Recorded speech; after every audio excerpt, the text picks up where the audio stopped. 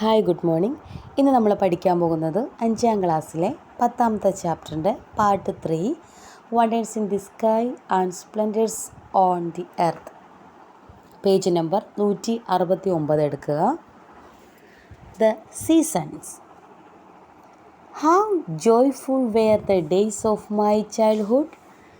The Idavappathi rain that drenches our new clothes at the beginning itself of the school year. അതായത് മുത്തശ്ശി പറയാണ്, എൻ്റെ കുട്ടിക്കാലം എന്ത് രസമായിരുന്നു. സ്കൂൾ തുറക്കുമ്പോൾ തന്നെ പുതിയ ഉടുപ്പിനെ നനയ്ക്കുന്ന ഇടവപ്പാതി മഴ. This rain that lasts nearly for 2 months and begins to withdraw as the month of കർക്കിടകം എൻസ്. അതായത് ഏകദേശം ഒരു 2.5 മാസത്തോളം നീണ്ടു നിൽക്കുന്ന ഈ മഴ കർക്കിടകം കഴിയുമ്പോഴേക്കും പതുക്കെ പതുക്കെ കുറഞ്ഞു തുടങ്ങും. Then arrive Chingam. പിന്നെ ചിങ്ങമാസം വരികയാണ്.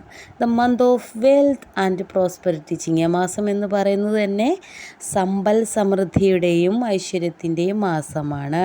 കൊയ്ത്ത് കാലമാണ്, വിളവെടുപ്പ് കാലമാണ്. How beautiful is nature as it blooms to welcome Onam. അതായത് ആ സമയത്ത് പ്രകൃതി തന്നെ സ്വയം പൂത്തുലഞ്ഞ് ഓണത്തെ വരവേൽക്കുന്ന കാഴ്ച നല്ല മനോഹരമാണെന്നാണ് മുത്തശ്ശി പറയുന്നത്. നോക്കൂ. Then comes the Thulavarsham bringing relief to the summer heat of Kanni. അതിനെ തുടർന്ന് കന്നി മാസത്തിലെ ചൂടിന് ആശ്വാസം പകരുന്ന തുലാവർഷം എത്തുന്നു. പിന്നീട് ഏത് മാസമാണെന്ന് നോക്കൂ. The month of Vrischikam and Dhanu cool nature. നമുക്കറിയാം ധനുമാസവും വൃശ്ചിക മാസം എന്ന് പറയുന്നത് പ്രകൃതിയെ തന്നെ തണുപ്പിക്കുന്ന മാസമാണ്. In the month of Makaram some trees are seen shedding their leaves. അതായത് ഒരു മകരമാസമൊക്കെ ആകുമ്പോഴേക്കും ഇല കൊഴിയുക, അല്ലേ, കേട്ടിട്ടില്ലേ? ഇല കൊഴിയുക. ചില വൃക്ഷങ്ങൾ ഇല പൊഴിച്ച് നിൽക്കുന്നതും കാണാം. Most water bodies dry up due to the intense heat of Kumbham, Meenam and മേടം. അതായത് കുംഭം, മീനം, മേടം മാസങ്ങളിൽ ഭയങ്കര ചൂടായിരിക്കും. അപ്പോൾ അതുകൊണ്ട് തന്നെ ജലാശയങ്ങളെല്ലാം ഒട്ടുമിക്കതും വറ്റി വരണ്ടിട്ടുണ്ടാവും. The mangoes and the jackfruits in the yard make nature beautiful even at that time. ശരിക്കും തൊടിയിലേക്ക് നമ്മൾ ഇറങ്ങുകയാണെങ്കിൽ അപ്പോഴും കാച്ചു നിൽക്കുന്ന മാവും പ്ലാവും പ്രകൃതി ആ സമയത്ത് മനോഹരമാക്കിയിരിക്കുന്നു. അതായത് നമ്മുടെ ഒരു വെക്കേഷൻ ടൈമിലൊക്കെയാണ് നമ്മൾ കൂടുതൽ ചക്കപ്പഴം തിന്നത്, അല്ലേ? സമ്മർ വേനലവധിക്കൊക്കെ ചക്കപ്പഴം, മാമ്പഴമൊക്കെ നമ്മൾ അപ്പുറത്തെ പറമ്പിൽ പോയി പറക്കിയെടുത്തിട്ട് വന്ന് കഴിക്കും. അപ്പോൾ അതൊക്കെ വളരെ രസകരമായിരുന്നു. നോക്കൂ. You have read grandma's experience here. Grandma refers to the changes in nature from her childhood. What changes are they? അപ്പോൾ മുത്തശ്ശിയുടെ അനുഭവം വായിച്ചപ്പോൾ നമുക്കൊരു കാര്യം മനസ്സിലായി. കുട്ടിക്കാലം മുതൽ തൻ്റെ ചുറ്റുപാടും ഉണ്ടായ മാറ്റങ്ങളെക്കുറിച്ചാണ് മുത്തശ്ശിയോടെ പറഞ്ഞിരിക്കുന്നത്. എന്തൊക്കെ മാറ്റങ്ങളാണ്? റെയിൻ, അല്ലേ, നല്ല മഴക്കാലത്തെക്കുറിച്ച് പറഞ്ഞു. പിന്നെയോ ടെമ്പറേച്ചർ ഹൈ ആവുന്ന ടൈമിനെ പറ്റി പറഞ്ഞിട്ടുണ്ട്. 3ാമത്തെ പോയിൻറ്റ് കൂൾ നേച്ചറാന്ന് പറഞ്ഞിട്ടുണ്ട്. പിന്നെ എഴുതുന്നത് സീസണൽ ഫ്രൂട്ട്സ് ഉണ്ടാകുന്നതിനെക്കുറിച്ചും പറഞ്ഞിട്ടുണ്ട്. അപ്പോൾ 4 പോയിൻ്റ് അവിടെ. റെയിൻ, ടെമ്പറേച്ചർ, പിന്നെ cool nature, then seasonal fruits. അതത്രയും എഴുതാം. Do we get all types of fruits every season? എല്ലാ സീസണിലും നമുക്ക് എല്ലാ തരം കായ്കനികളും നമുക്ക് ഒരുപോലെ ലഭിക്കുമോ? ഇല്ല. നോക്കിക്കേ, ആ പിക്ചറിൽ നോക്കിയേ. Which season do the given picture. ആ പിക്ചർ നോക്കി നിങ്ങൾക്ക് സീസൺ പറയാൻ പറ്റുന്നുണ്ടോ? ഒന്നാമത്തെ റെയിനി സീസണാണെന്ന് മനസ്സിലായി. രണ്ടാമത്തെ നല്ല തണുപ്പാണല്ലേ, വിൻ്റർ സീസണാണ്. 3ാമത്തതോ വേനലാണ്, സമ്മർ സീസണാണ്. പേജ് നമ്പർ 170 എടുക്കുക. Do you experience all of these seasons in your area? നിങ്ങളുടെ പ്രദേശത്ത് ഈ കാലങ്ങളെല്ലാം നിങ്ങൾക്ക് അനുഭവപ്പെടാറുണ്ടോ? What are the sights around you during different seasons discussed in class and complete the list given below. അതായത് വ്യത്യസ്ത കാലങ്ങളിൽ നിങ്ങളുടെ ചുറ്റുപാടിൽ കാണുന്ന കാഴ്ചകൾ എന്തൊക്കെയാണ്? അത് വെച്ച് ഈ ചാർട്ട് പൂർത്തിയാക്കാനാണ് പറഞ്ഞിരിക്കുന്നത്. സമ്മർ സീസൺ, നല്ല വേനലാണ്. എന്താണ് സംഭവിക്കുന്നത്? വാട്ടർ ബോഡീസ് ഡ്രൈ അപ്പ് അല്ലേ? പിന്നെയോ പ്ലാന്റ്സ് ഡ്രൈ അപ്പ്, അതുപോലെ ട്രീസ് ഡ്രൈ അപ്പ്. ഇതെല്ലാം എന്തും ഉണങ്ങിപ്പോകും. പ്ലാന്റ്സ് ആയാലും ട്രീസ് ആയാലും വാട്ടർ ബോഡീസ് ആയിട്ടും അതുപോലെ തന്നെ കിണറിൽ വെള്ളം കുറയും, കുളങ്ങളെല്ലാം വറ്റാൻ തുടങ്ങും അല്ലേ? Then rainy season, rivers overflow, നദികൾ കര കവിഞ്ഞൊഴുകും. അതുപോലെ തന്നെ green nature, then wet soil, ഇതൊക്കെ റെയിനി സീസണിൻ്റെ പ്രത്യേകതയാണ്. Then winter season, snowfall in areas with a high altitude, നല്ല ഉയർന്ന പ്രദേശങ്ങളിൽ മഞ്ഞുവീഴ്ച ഉണ്ടാവാൻ സാധ്യതയുണ്ട്. മഞ്ഞുവീഴ്ചയാണ് വിൻ്റർ സീസണിൽ നടക്കുന്നത്. രണ്ടാമത്തോ നല്ല കോൾ ആയിരിക്കും എപ്പോഴും അല്ലേ? അപ്പോൾ വിൻ്റർ സീസണിൽ നല്ല കൂളായിരിക്കും. അതുപോലെ തന്നെ ലിമിറ്റഡ് പ്ലാന്റ്സ് ഗ്രോത്ത് ആയിരിക്കും. വളരെ കുറഞ്ഞ ലെവലിൽ മാത്രമേ ആ സമയത്ത് പ്ലാന്റ്സിന് ഗ്രോത്ത് ഉണ്ടാവുള്ളൂ. Then though different seasons are experienced in this way in Kerala, they are experienced differently in other regions of the earth. These seasonal changes are caused by the revolution of the earth and fluctuations of the solar energy received on the earth. With the seasonal changes, there are changes in the atmosphere and nature. അതായത് കേരളത്തിൽ തന്നെ പല കാലങ്ങൾ ഇത്തരത്തിലാണ് അനുഭവപ്പെടുന്നതെങ്കിലും ഭൂമിയുടെ മറ്റു പ്രദേശങ്ങളിൽ ഈ കാലങ്ങൾ ഇതുപോലെ തന്നെ വന്നുന്നില്ല, വ്യത്യസ്തമായിരിക്കും. ഭൂമിയുടെ പരിക്രമണവും, അതാണ് റെവല്യൂഷൻ എന്ന് പറഞ്ഞത്. റിവോല്യൂഷൻ.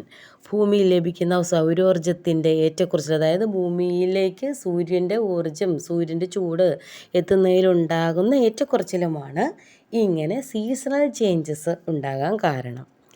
ഇതുപോലെ ഈ സീസൺ അനുസരിച്ച് അന്തരീക്ഷത്തിൻ്റെ സ്ഥിതിയിലും പ്രകൃതിയിലൊക്കെ മാറ്റമുണ്ടാകും. ഇനി നോക്കൂ, complete the table below based on the two main motions of the earth, rotation and revolution. എന്താണ് റൊട്ടേഷൻ സംഭവിക്കുന്നത് നോക്കിയേ. Earth sphinx on its on axis, അതായത് എർത്ത് അതിൻ്റെ സ്വന്തം അച്ചുതണ്ടിൽ ചുറ്റുന്നതിനെ നമ്മൾ എന്ത് പറഞ്ഞത്? റൊട്ടേഷൻ എന്ന് പറഞ്ഞത്. പക്ഷേ റിവൊല്യൂഷൻ എന്താണ്? The earth moves around the sun, ഇതാണ് എന്ത്? റിവൊല്യൂഷൻ. അടുത്ത് ഇവിടെ എന്ത് പറയും? റിവൊല്യൂഷനിൽ സീസൺസ് ഒക്കേഴ്സ് എന്ന് പറഞ്ഞു. അപ്പോൾ റൊട്ടേഷൻ്റെ അവിടെ എന്താ എഴുതേണ്ടത്?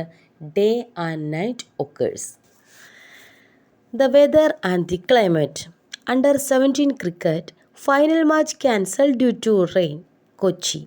The under 17 cricket final match scheduled yesterday was cancelled due to unexpected torrential rains. Weather forecast says that it is likely to have strong wind and rain for the next 3 days. നോക്കിക്കേ, ശരിക്കും under 17 cricket നടക്കുകയാണ്. പക്ഷേ മഴ മൂലം ഈ final മാറ്റി വെക്കേണ്ടതായിട്ട് വരുവാണല്ലോ, അത് ഉപേക്ഷിക്കുകയാണ്. ഇന്നലെ നടത്താനിരുന്ന അണ്ടർ 17 ക്രിക്കറ്റ് ഫൈനൽ മത്സരം പെട്ടെന്നുണ്ടായ ശക്തമായ മഴയെ തുടർന്ന് ഉപേക്ഷിച്ചു. അടുത്ത 3 ദിവസത്തേക്ക് ശക്തമായ കാറ്റും മഴയും ഉണ്ടാകുമെന്ന് കാലാവസ്ഥാ നിരീക്ഷണ കേന്ദ്രം അറിയിച്ചിരിക്കുകയാണ്. അപ്പോൾ നോക്കിക്കേ, have you read this news? What was the situation that led to the cancellation of the cricket match? Sometimes these changes in the atmospheric condition occur due to changes in the weather. ശരിക്കും ഈ വാർത്ത നമ്മൾ ശ്രദ്ധിച്ചു. Cricket മത്സരം ഉപേക്ഷിക്കാൻ കാരണം എന്താണ്? അന്തരീക്ഷത്തിൽ ചിലപ്പോഴൊക്കെ പലതരത്തിലുള്ള മാറ്റങ്ങളുണ്ടാകും. ആ മാറ്റങ്ങൾ മൂലം എന്തുണ്ടാവുകയാണ്? വെയിൽ, മഴ ഒക്കെ ഉണ്ടാകും. ആ വെയിലും മഴയും എങ്ങനെ മനുഷ്യരിൽ എഫക്റ്റ് ചെയ്യുന്നു, അതിൻ്റെ ഒരു ഫലമാണ് എന്ത് കണ്ടത്? ഈ അണ്ടർ 17 ക്രിക്കറ്റ് മാറ്റിവെക്കാനുള്ള കാരണം ഉണ്ടായത്. ഇനി നോക്കൂ, പേജ് നമ്പർ 171. വെതർ. എന്താണ് വെതർ എന്ന് പറഞ്ഞാൽ? നമ്മൾ പറയും വെതർ എന്ന് പറഞ്ഞാൽ പൊതുവെ എല്ലാവരും കാലാവസ്ഥ എന്ന് പറയുമെങ്കിലും ദിന അന്തരീക്ഷ സ്ഥിതിയാണ്. എന്താണ് ദിന അന്തരീക്ഷ സ്ഥിതി? ഓരോ ദിവസത്തിലും ഒരു ഏരിയയിലുണ്ടാകുന്ന അല്ലെങ്കിൽ ഒരു പ്രത്യേക സ്ഥലത്ത് അനുഭവപ്പെടുന്ന അവസ്ഥ. നോക്കൂ, whether is the atmospheric condition experienced at A certain time in an area. നോക്കിക്കേ, ഒരു പ്രദേശത്ത് അതാണ് certain time and in area എന്ന് പറയുന്നത്. ഒരു പ്രദേശത്ത് ഒരു നിശ്ചിത സമയത്ത് അനുഭവപ്പെടുന്ന അന്തരീക്ഷ അവസ്ഥയാണ് എന്തെന്ന് പറയുന്നത്? ദിനാന്തരീക്ഷ സ്ഥിതി എന്ന് പറയുന്നത്. നോക്കിക്കേ, whether is the atmospheric condition, അതായത് എന്താണ്? അന്തരീക്ഷത്തിലുണ്ടാകുന്ന ചില അവസ്ഥകൾ. ഇപ്പോൾ ഒരു പ്രദേശത്ത് ഒരു നിശ്ചിത സമയത്ത് അനുഭവപ്പെടുന്ന അന്തരീക്ഷ അവസ്ഥയാണ് എന്ത്? ദിനാന്തരീക്ഷ സ്ഥിതി എന്ന് പറയുന്നത്. Then humidity, heat, rain, wind, clouds, etc. in the atmosphere at a certain time influence the weather condition. അതായത് എന്തൊക്കെയാണ് ഇതുപോലെ ഈ വെതർ ഉണ്ടാവാൻ കാരണം? എന്തിൻ്റെയൊക്കെ സ്വാധീനം മൂലമാണ് ഈ വെതർ ഉണ്ടാവുന്നത്? നോക്കിക്കേ, ഈർപ്പം അല്ലേ, ഹ്യൂമിഡിറ്റി, ഈർപ്പം, ദെൻ ചൂട്, ഹീറ്റ്, ദെൻ മഴ, റെയിൻ, ദെൻ വിൻഡ്, കാറ്റ്, ദെൻ ക്ലൗഡ്സ്, മേഘം. ഇവയൊക്കെയാണ് ഈ വെതറിനെ സ്വാധീനിക്കുന്ന ഘടകങ്ങൾ. അപ്പോൾ അടുത്തത് ക്ലൈമറ്റാണ്.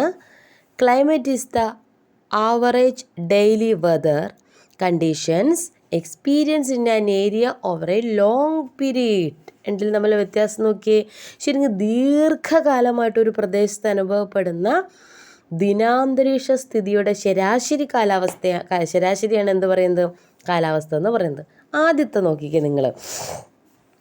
വെതർ എന്ന് പറയുന്നത് ഒരു പ്രദേശത്ത് ഒരു കുറച്ച് സമയത്തേക്ക്, അതായത് നിശ്ചിത സമയം എന്ന് പറയുന്നത്, ആ നിശ്ചിത സമയത്ത് മാത്രം അനുഭവപ്പെടുന്ന അന്തരീക്ഷ അവസ്ഥയാണ്. പക്ഷേ ഈ നിശ്ചിത സമയത്ത് അനുഭവപ്പെടുന്ന അന്തരീക്ഷ അവസ്ഥ കുറച്ച് നാൾ നീണ്ടു നിൽക്കുകയാണെങ്കിലോ, അതായിരിക്കും ആ പ്രദേശത്തെ ക്ലൈമറ്റ്. മനസ്സിലായോ? മറ്റേത് കുറച്ച് സമയം ആണ് നമ്മൾ നോക്കുകയുള്ളൂ ഈ വെതർ. പക്ഷെ ആ കുറച്ച് ടൈം തന്നെ നമ്മൾ നീണ്ടു നിൽക്കുകയാണെങ്കിൽ ആ ഒരു പ്രത്യേക സമയത്തെ ആ ഒരു ക്ലൈമറ്റ് എന്ന് പറയുന്നതാണ് അങ്ങനെ പറയുന്നത്. അപ്പോൾ വെതറിനെ സ്വാധീനിക്കുന്ന ഘടകങ്ങൾ എന്തൊക്കെയാണ്? Humidity, heat, rain, wind and clouds. Then heat rises alert in the state, അല്ലേ? ചൂട് കൂടുന്നു, സംസ്ഥാനത്ത് ജാഗ്രതാ നിർദ്ദേശം. Snowfalls again in Himachal, holidays for school. Himachal വീണ്ടും മഞ്ഞുവീഴ്ചയാണ്, അതുകൊണ്ട് സ്കൂളുകൾക്ക് അവധിയാണെന്ന്. Heavy rain, orange alert in 5 district. കനത്ത മഴ 5 ജില്ലകളിൽ orange alert. Strong winds likely, fisherman warned against venturing into sea. ശക്തമായ കാറ്റിന് സാധ്യതയുണ്ട്, അതുകൊണ്ട് മത്സ്യത്തൊഴിലാളികൾ കടലിൽ പോകരുതെന്ന് മുന്നറിയിപ്പ് നൽകുകയാണ്. How helpful are the accurate and scientific daily weather warnings in daily life? Discuss. അതായത് ഏറ്റവും കൃത്യവും ശാസ്ത്രീയവുമായ ഈ കാലാവസ്ഥാ മുന്നറിയിപ്പുകൾ നിത്യജീവിതത്തിൽ എത്രത്തോളം സഹായമാണ് എന്ന് പറയാനാണ് പറഞ്ഞിരിക്കുന്നത്. അല്ല, അതിനെപ്പറ്റി ചർച്ച ചെയ്യാം. Climate and the life of people. Buses, lorries and cars start running on the head of the frozen lake. ശരിക്കും ഉറച്ച് കട്ടിയായി തീർന്ന തടാകങ്ങളുടെ മാറിലൂടെ ബസ്സും ലോറിയും കാറും ഓടിത്തുടങ്ങും. Every corner bustles with winter sports such as skiing and skating. അതായത് സ്കീയിങ്, സ്കേറ്റിംഗ് തുടങ്ങിയ വിൻ്റർ സ്പോർട്സുകളുടെ ബഹളങ്ങളായിരിക്കും ഓരോ മൂലയിലും. The roads are covered with snow most of the year, making it very difficult and expensive to keep them safe and beautiful, Kaya said. If you want to see the true beauty of Lahti, you should visit during winter. നോക്കിക്കേ, വർഷത്തിൽ അധിക കാലവും മഞ്ഞു മൂടി കിടക്കുന്നുണ്ട്. ഈ റോഡുകൾ ഉറപ്പിലും ഭംഗിയിലും നിലനിർത്താൻ വളരെ ബുദ്ധിമുട്ടുമാണ്, അതുപോലെ തന്നെ പണച്ചെലവുമാണ്. ഈ ലാത്തിയുടെ ശരിയായ അഴക് കാണണമെങ്കിൽ നമ്മൾ ഈ വിൻ്റർ സീസണിൽ അവിടെ എത്തണം എന്നാണ് ആര് പറഞ്ഞത്? കായ പറയുന്നത്. The ground will be covered with white snow and all the trees will stay like tassels made of the white paper. How eager the children are to play in the snow. Night time lasts for 6 months, then with daylight for an hour or two to the maximum. The snow-white landscape and the light of the sky together create the effect of the moonlight. നോക്കിക്കേ, ശരിക്കും മഞ്ഞ് കളിക്കാൻ കുട്ടികൾക്ക് ഭയങ്കര സന്തോഷവും ഉത്സാഹമൊക്കെയാണ്. കാരണം ഏതാണ്ട് 6 മാസക്കാലം നീണ്ട രാത്രികൾ തന്നെയാണ് ഇവിടെ. പകൽ വെളിച്ചം കൂടിയാൽ 1-2 മണിക്കൂറൊക്കെ ഉണ്ടാവുള്ളൂ. നിലം നീളെ മൂടിക്കിടക്കുന്ന മഞ്ഞ്, ആ മഞ്ഞ് അതുപോലെ തന്നെ ആകാശത്തിൻ്റെ വെളിച്ചവും കൂടി കലർന്ന് നേരിയ നിലാവ് പകർന്നതുപോലെ, അതായത് ആകാശത്ത് നിന്ന് ശരിക്കും നിലാവ് പകരുമ്പോൾ താഴെയും എന്ത് തന്നെയാണെന്ന് തോന്നും, നിലാവ് പടർന്നിരിക്കുകയെന്ന് തോന്നും. ഇതാരാന്ന് മനസ്സിലായോ? SK പൊറ്റക്കാടാണ്. അദ്ദേഹത്തിൻ്റെ പാതിരാ സൂര്യൻ്റെ നാട്ടിൽ എന്ന കൃതിയിലെ ഒരു ചെറിയ ഭാഗമാണ് ഈ കൊടുത്തിരിക്കുന്നത്. Having you read the note, you have read the part of the mention the life of the people in the snowy areas by famous travel writer SK Pottekkatt in the book പാതിരാ സൂര്യൻ്റെ നാട്ടിൽ. What are the special characteristics of this area? നോക്കിക്കേ, കുറിപ്പ് നമ്മൾ വായിച്ചു. പ്രശസ്ത സഞ്ചാര സാഹിത്യകാരനായ SK പൊറ്റക്കാടിൻ്റെ പാതിരാ സൂര്യൻ്റെ നാട്ടിൽ എന്ന കൃതിയിൽ മഞ്ഞു മൂടിയ പ്രദേശത്തെ ജനജീവിതത്തെക്കുറിച്ച് പരാമർശിക്കുന്ന ഭാഗമാണ് നമ്മൾ വായിച്ചത്. എന്തൊക്കെ പ്രത്യേകതകളാണ് ഈ പ്രദേശത്തിനുള്ളത്? നോക്കി, എന്തൊക്കെ പറയാൻ പറ്റും? ഫ്രോസൺ ലേക്സ് ആണെന്ന് പറഞ്ഞോടെ. പിന്നെയോ, roads are covered with snow, bustles with winter sports such as skiing and skating, അല്ലെ വിൻ്റർ സ്പോർട്സുകളുടെ ബഹളമായിരിക്കും എന്ന് പറഞ്ഞു. പിന്നെ trees will stay like tassels made of white paper, അല്ലേ, നമ്മൾ ഈ വെള്ള തോരണങ്ങൾ തൂക്കിയിട്ടിരിക്കുന്നത് പോലെ മരങ്ങളെല്ലാം കാണപ്പെടുമെന്ന് പറഞ്ഞു. ശരിക്കും നമുക്ക് കുട്ടികൾക്കൊക്കെ ഇഷ്ടപ്പെടുന്ന ഒരു അന്തരീക്ഷമാണ് അവിടെ. പക്ഷെ ഒത്തിരി നാളും ജീവിക്കാൻ പറ്റിയല്ല കേട്ടോ അവിടെ പോയാൽ. Then the land of the midnight sun, പാതിരാ സൂര്യൻ്റെ നാട്. Norway is a country known as the land of the midnight sun. പാതിരാ സൂര്യൻ്റെ നാട് എന്നറിയപ്പെടുന്ന രാജ്യം ഏതാണ്? നോർവേയാണ്. Norway is located in the northern part of Europe. ശരിക്കും യൂറോപ്പിൻ്റെ വടക്ക് ഭാഗത്തായിട്ടാണ് നോർവേ സ്ഥിതി ചെയ്യുന്നത്. The northernmost regions of Norway which are covered with snow for most of the year experience 6 months of continuous day and 6 months of continuous night. നോക്കിക്കേ, വർഷത്തിൽ അധിക കാലവും എന്താണ്, മഞ്ഞു മൂടിക്കിടക്കുന്ന സ്ഥലമാണ് നോർവേ. അതുകൊണ്ട് തന്നെ ഈ നോർവേയുടെ ഏറ്റവും വടക്കുള്ള പ്രദേശങ്ങളിൽ 6 മാസത്തോളം തുടർച്ചയായിട്ട് പകലും അടുത്ത 6 മാസത്തോളം തുടർച്ചയായിട്ട് രാത്രിയുമാണ് അനുഭവപ്പെടുന്നത്. അപ്പോൾ നോക്കിക്കേ, നോർവേ എന്ന് പറയുന്നത് land of the midnight sun ആണെന്ന് ഓർക്കുക. നോർവേ എവിടെ സ്ഥിതി ചെയ്യുന്നത്? യൂറോപ്പിൻ്റെ വടക്ക് ഭാഗത്താണ്. എന്താണ് ഈ പ്രദേശത്തിൻ്റെ പ്രത്യേകത? 6 മാസം പകലും അടുത്ത 6 മാസം രാത്രിയുമായിരിക്കും. Let's see how life is organized in this sparsely populated snowy region. ശരിക്കും ഇവിടെ താമസിക്കാൻ ആളുകളുടെ എണ്ണം കൂടുതലായിരിക്കുമോ കുറവായിരിക്കുമോ? സ്വാഭാവികമായിട്ടും ഇവിടെ ജനവാസം കുറവായിരിക്കും. The people here wear airtight footwear made of leather and clothes made of fur. എന്താണ് ഫർ? നോക്കിക്കേ, ഈ തുകൽ കൊണ്ട് നിർമ്മിച്ചതും വായു കടക്കാത്തതുമായ പാദരക്ഷകളും രോമനിർമ്മിതമായ വസ്ത്രങ്ങളുമാണ് ഇവിടെ ജനങ്ങൾ ധരിക്കുന്നത്. അതായത് മഞ്ഞിൽ നിന്ന്, തണുപ്പിൽ നിന്ന് നമുക്ക് രക്ഷ നേടാനുള്ള വസ്ത്രം. എന്തുകൊണ്ടാണ് തുകലുകൊണ്ട് നിർമ്മിച്ചത്? The people are wear airtight footwear made of leather and clothes. വസ്ത്രങ്ങൾ എങ്ങനെയായിരിക്കും? രോമനിർമ്മിതമായിട്ടുള്ള വസ്ത്രങ്ങളുമാണ് ഇവിടുത്തെ ജനങ്ങൾ ഉപയോഗിക്കുന്നത്.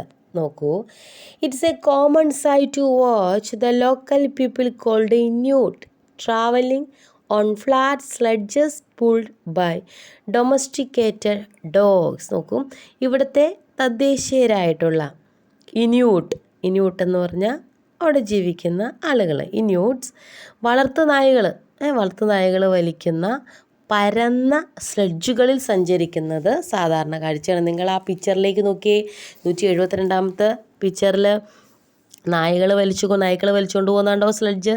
ഓക്കെ, നോക്കൂ. അപ്പോൾ അവരുടെ വേഷം, അവരുടെ ഒരു ജീവിത രീതി എന്താണെന്ന് നമുക്ക് നോക്കി. എങ്ങനെയാണ് അവരുടെ ജനജീവിതം ചിട്ടപ്പെടുത്തിയിരിക്കുന്നത്? ശരിക്കും തുകൽ കൊണ്ട് നിർമ്മിച്ച വായു കടക്കാത്തതായിട്ടുള്ള പാദരക്ഷ, രണ്ടാമത്തത് രോമനിർമ്മിതമായിട്ടുള്ള വസ്ത്രങ്ങൾ എന്നിവയാണ് ഇവിടുത്തെ ജനങ്ങൾ ധരിക്കുന്നത്.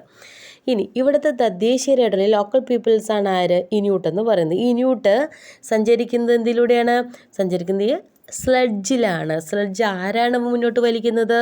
അവരുടെ വളർത്ത് നായ്ക്കളാണ്, അവരുടെ ഡൊമസ്റ്റിക്കേറ്റഡ് ഡോഗ്സ് ആണ്. During the winter season, which lasts for 6 months, they do not leave their dwelling, which is called an igloo. നോക്കിക്കേ, 6 മാസത്തോളം നീളുന്ന ശൈത്യകാലത്ത് ഇവർ വാസസ്ഥലമായ ഇഗ്ലൂവിൽ നിന്ന് പുറത്തിറങ്ങാറേയില്ല. നമുക്ക് ചിന്തിക്കാൻ പറ്റും നമ്മുടെ വീട്ടിൽ നിന്ന് പുറത്തിറങ്ങുന്നത്. നോക്കിക്കേ, ഒരു ഡ്യൂറിങ് ദ വിൻ്റർ സീസണിൽ വിച്ച് ലാസ്റ്റ് ഫോർ 6 months, അതായത് ഏകദേശം 6 മാസത്തോളം they do not leave their dwelling which is called an igloo. അപ്പോൾ അവരുടെ അവർ താമസിക്കുന്ന ആ സ്ഥലത്തെയാണ് നമ്മൾ എന്ത് വിളിക്കുന്നത്? ഇഗ്ലു എന്ന് വിളിക്കുന്നത്. ഇഗ്ലുവിൽ നിന്ന് അവർ പുറത്തിറങ്ങാറില്ല. എത്ര നാളത്തേക്ക്? ഏകദേശം 6 മാസത്തോളം. The chief species of animals and are whales, fish, snow owls, seals and polar bears. Hunting and fishing are the means of livelihood of the people. നിങ്ങൾ നോക്കിയേ, അവിടെ എന്തൊക്കെ ജീവികളാണുള്ളതെന്ന് നോക്കി, എന്തൊക്കെ പ്രധാന ജന്തുവർഗ്ഗങ്ങളാണ് അവിടെ ഉള്ളത്. തിമിംഗലം, പിന്നെ മത്സ്യങ്ങൾ, ഹിമമൂങ്ങ, സീൽ, ഹിമക്കരടി തുടങ്ങിയവയാണ് അവിടുത്തെ പ്രധാനപ്പെട്ട ജന്തുവർഗ്ഗങ്ങൾ. ഏതൊക്കെയാണ്? വെയിൽസ് തിമിംഗലം, ഫിഷ് മീനുകൾ, സ്നോ ഓൾസ് മഞ്ഞുമൂങ്ങകൾ, സീൽസ് എന്ന് പറയുന്ന ജീവി, ദെൻ പോളാർ ബിയർസ് നമ്മൾ ധ്രുവക്കരടി അല്ലെങ്കിൽ ഹിമക്കരടി എന്നൊക്കെ പറയും. Hunting and phishing are the means of livelihood of the people. അവിടുത്തെ ആളുകൾ എന്താണ് അവരുടെ പ്രധാനപ്പെട്ട ഉപജീവന മാർഗം? വേട്ടയാടലും മത്സ്യബന്ധനവുമാണ്. ഇനി എന്താണ് ഇഗ്ലൂ എന്ന് നോക്കിക്കേ, നല്ല രസം ഇഗ്ലു കാണാനല്ലേ. ഇഗ്ലൂയിലേക്ക് നോക്കിക്കേ. The Inuit or Eskimos are the indigenous people living in the polar regions. എന്താണ് ഇഗ്ലൂ നോക്കൂ. ധ്രുവപ്രദേശങ്ങളിൽ താമസിക്കുന്ന തദ്ദേശീയരായ ജനവിഭാഗമാണ് ആര്? ഇന്യൂട്ട് എന്ന് പറയുന്നത്. അവരെ മറ്റൊരു പേരും കൂടി വിളിക്കും എക്സിമോകൾ. Igloos are houses built by them with blocks of ice. ഈ മഞ്ഞുകട്ട കൊണ്ട് നിർമ്മിക്കുന്ന ഈ ഇന്യൂട്ട്സ് നിർമ്മിക്കുന്ന വീടുകളാണ് ഇഗ്ലൂ എന്ന് പറയുന്നത്. അപ്പോൾ ഇഗ്ലൂ എന്ന് പറഞ്ഞു കഴിഞ്ഞാൽ എന്താണ്? ധ്രുവപ്രദേശങ്ങളിൽ അധിവസിക്കുന്ന തദ്ദേശീയരായിട്ടുള്ള ജനവിഭാഗമാണ് ഇന്യൂട്ട്സ് നിർമ്മിക്കുന്ന വീടുകളാണ് ഇഗ്ലു. അപ്പോൾ ഇഗ്ലു എന്ന് പറയുന്നത് വീടും ഇന്യൂട്ട്സ് എന്ന് പറയുന്നത് ആ വർഗവുമാണെന്ന് ഓർക്കുക. അപ്പോൾ ഇന്ന് ഇത്രയേ ഉള്ളൂ. നമുക്ക് ഇവിടെ വെച്ച് നിർത്താം. പേജ് നമ്പർ 172 ക്ലാസ് നിർത്തിയിരിക്കുന്നത്. ക്ലാസ് കേട്ടതിന് ശേഷം ഇഷ്ടമായെങ്കിൽ സബ്സ്ക്രൈബ് ചെയ്യുക. ക്ലാസ് കുറേ പേര് കാണുന്നുണ്ട്, പക്ഷേ സബ്സ്ക്രൈബ് ചെയ്യുന്നവരുടെ എണ്ണം കുറവാണ്. അപ്പോൾ എനിക്കൊരു വിഷമം തോന്നിയതാണ് പറഞ്ഞത്. അപ്പോൾ ക്ലാസ് ഇഷ്ടമായെങ്കിൽ സബ്സ്ക്രൈബ് ചെയ്യുക. Thank you very much.